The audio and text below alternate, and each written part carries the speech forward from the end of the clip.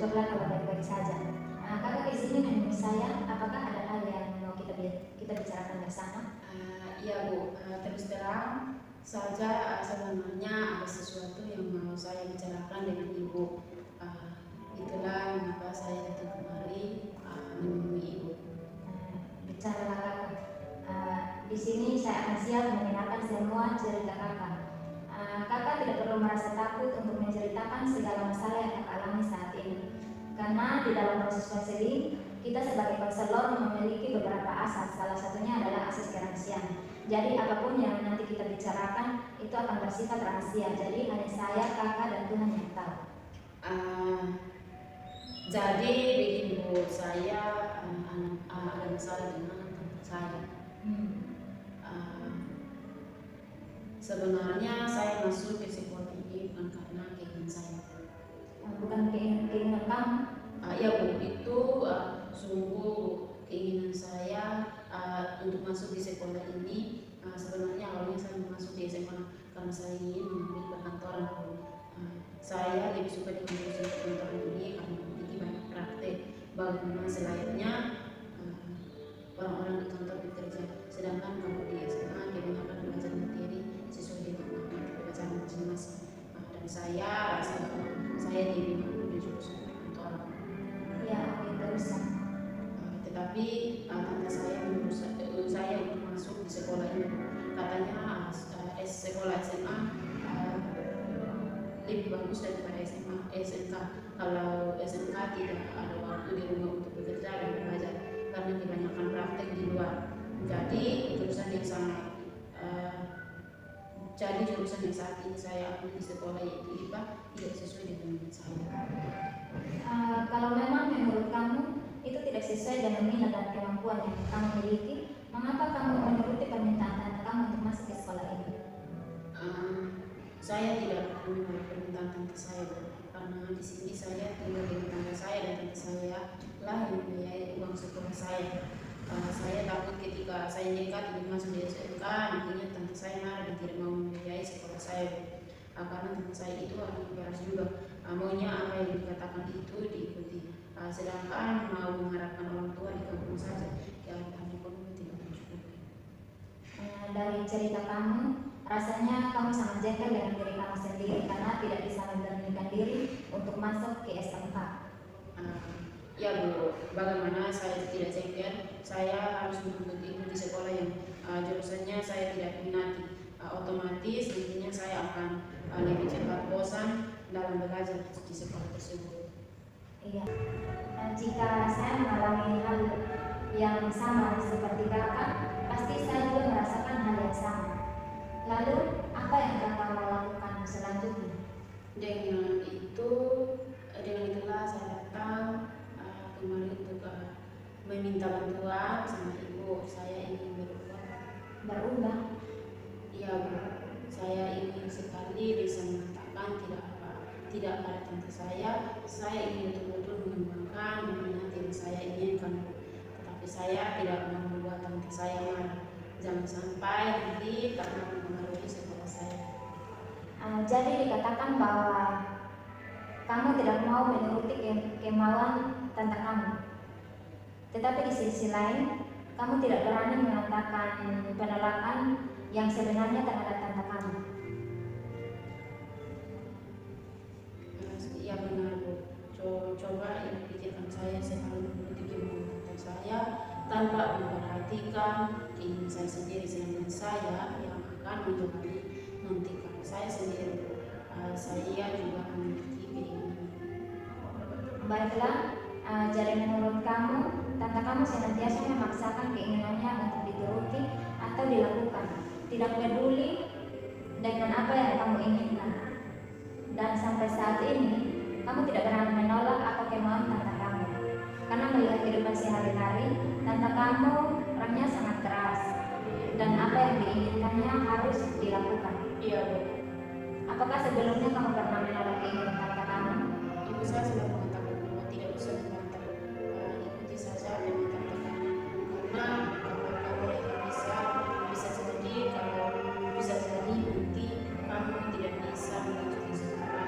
Akhirnya membuat saya tidak bisa. Saya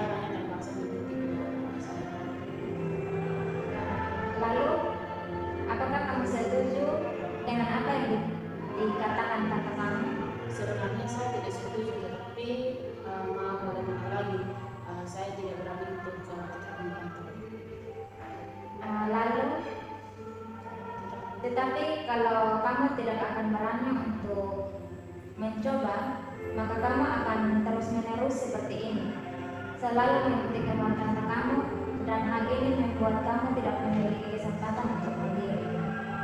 Lalu saya harus bagaimana? Jadi begini, kita akan coba permainan dialog atau kursi kosong. Karena di sini saya melihat bahwa saat ini kamu merasakan dua hal yang saling bertentangan, yaitu pikiran kamu yang mengatakan tidak pada kemauan tante kamu, dan kamu memiliki pikiran takut untuk melawan tante kamu. Padahal sebenarnya kamu ingin. Apakah benar demikian? Iya Bu. Kakak, yang ingin kamu lakukan sekarang adalah katakan apa yang sebenarnya ada di pikiran kamu saat ini sehubungan dengan pertentangan tersebut. Anggap saja bahwa pikiran kamu yang menyuruh kamu untuk melawan tante kamu adalah posisi underdog, sedangkan pikiran yang menyuruh kamu untuk mengikuti kemauan tante kamu adalah posisi top dog. Di sini kita akan tahu bahwa pikiran mana yang akan dibenarkan, dan dari sini kita akan mengambil tindakan ke depan. Bagaimana? Apakah kamu sudah mengerti? Iya Bu, saya mengerti. Baik, saat ini kamu akan memerankan sebagai sosok underdog yang adalah diri kamu sendiri, dan top dog adalah sosok tante kamu. Pada kedua kursi yang ada, pada kursi sebelah sini kakak akan duduk dan berperan sebagai tante kamu. Lalu pada kursi saat ini kamu duduk, kamu sebagai diri kamu sendiri. Iya baik. Baiklah, saat ini kamu sudah duduk pada kursi underdog ya. Iya. Silakan posisikan tubuh kamu senyaman mungkin. Kemudian tarik nafas pelan-pelan dari hidung dan keluarkan melalui mulut. Lakukan berulang kali sampai kamu benar-benar merasa tenang. Coba bayangkan apa yang sebenarnya kamu inginkan saat ini sehubungan dengan keinginan tante kamu. Saya ingin mengatakan tidak sama tante saya rasa tidak mungkin. Kata siapa tidak mungkin? Mana mungkin saya berani tak melawan tante saya, apalagi orang tua saya selalu mengatakan agar jangan melawan. Dengan saya mengikuti apa yang tante saya inginkan, berarti saya berbakti pada orang tua saya.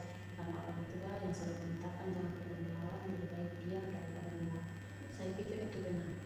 Jadi kamu merasa bahwa mengikuti keinginan orang tua adalah jalan yang terbaik daripada apa yang kamu inginkan? Saya rasa demikian. Iya, memang benar. Tetapi apakah dengan menuruti semua keinginan tante kamu dikatakan berbakti? Ya mungkin apa? Ya mungkin tidak apa-apa kalau saya menafsirkan saja untuk memberitahukan kepada mereka tentang keinginan saya yang sebenarnya. Baiklah, silakan kakak pindah di kursi sebelah sini.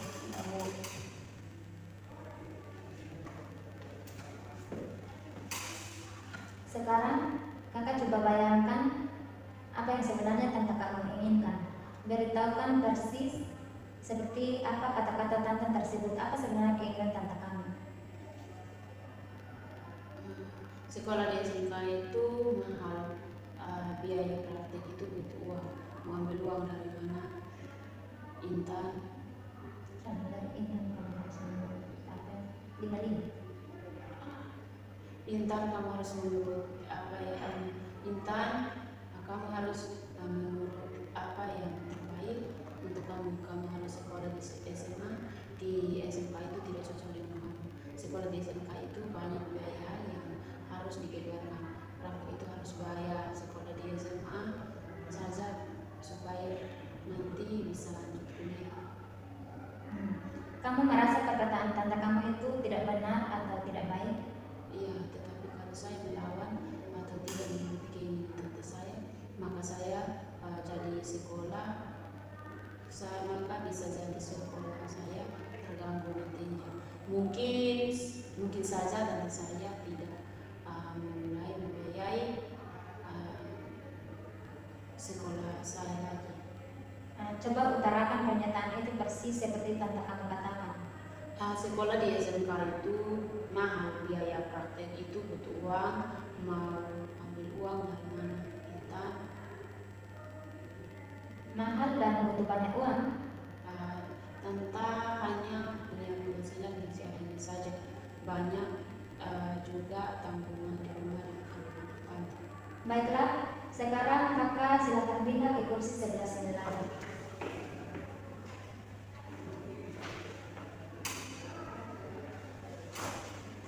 Silakan posisikan tubuh kamu senyaman mungkin. Tarik nafas pelan-pelan dari hidung, keluarkan melalui mulut. Lakukan berkali-kali sampai kamu merasa benar-benar tenang. Setelah pernyataan Tante tentang sekolah di SMK yang mahal dan butuh uang yang banyak, maka apa yang sebenarnya kamu inginkan sampai saat ini sehubungan dengan keinginan Tante kamu? Kalau seandainya tidak dibiayai, kan saya bisa mengurus beasiswa atau berusaha untuk mandiri mencari biaya sekolah saya sendiri. Masa saya terus menerus merasa takut? Saya harus melakukan sebuah perubahan. Jangan sampai tante saya terus menerus seperti ini. Kalau begini terus, kapan saya bisa maju?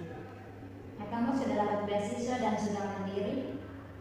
Saya merasa tidak mampu dan tidak bisa mandiri tanpa mereka.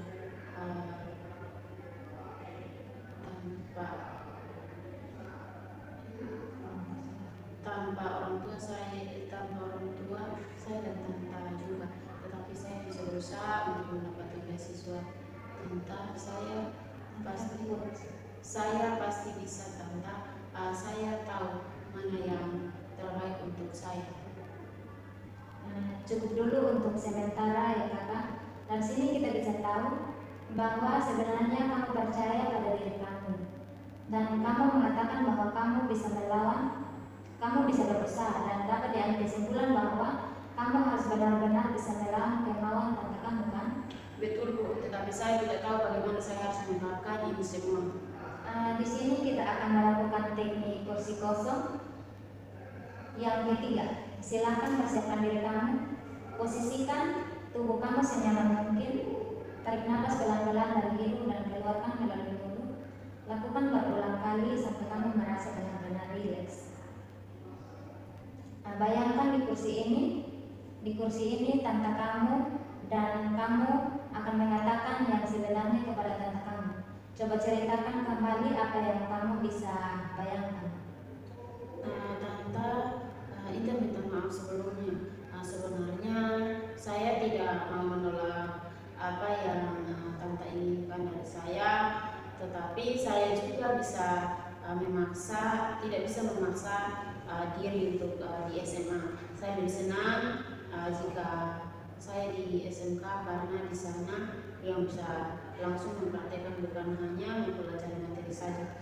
Percuma juga saya masuk di sekolah tersebut jika saya tidak memiliki minat. Saya hanya akan menghabiskan uang tante saja.